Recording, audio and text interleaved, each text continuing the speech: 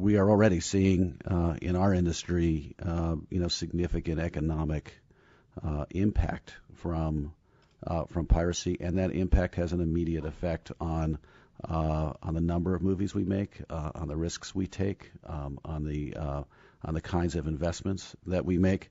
Technology that created the problem is now actually trying to help solve the problem. We are a company that's suffered a lot of piracy over the last few years as we've become more successful. It has slowed down our growth rate. It has inevitably led to us hiring less people. We're a company that grew from 100 people back in 2002 to over 2,000 now. But obviously in an environment like this, we're not going to be a job-creating powerhouse. And yet I think this Protect IP Act would do a lot to make it a much more customer-centric approach.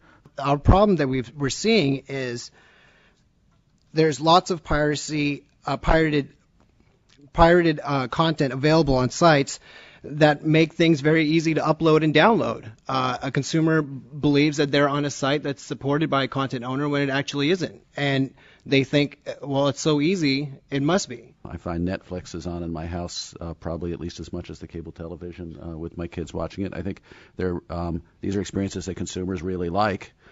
They're licensed experiences, and they're creating tremendous value. The term we're using a lot is frictionless licensing. And one of the things that's been difficult in the music industry and the photography industry and others is licensing, getting a license to use it. And we look at that Apple infrastructure and we look at something like iTunes, and it made the licensing component, the ease of acquisition, simple. We represent over probably 200 filmmakers, and so we're mobilizing our force to be a strong, unified voice in the movement to make illegal downloading uncool.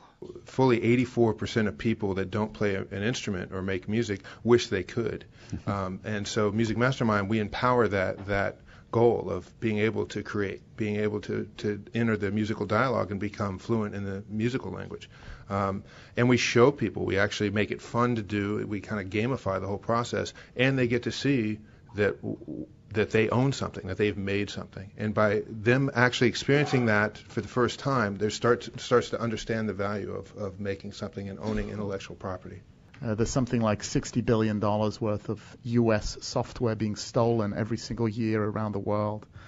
So I'm often amused by these whole notions of the trade deficit, because when I travel, a lot of people use a lot of American stuff, and yet they don't pay for it. And you sort of ask yourself, what would the real trade deficit be if the music that people listen to was paid for, the software was paid for? And if we can just get the environment and the model right here in the U.S., then we can suggest very strongly that other countries consider that, and that will create just this benign environment for content players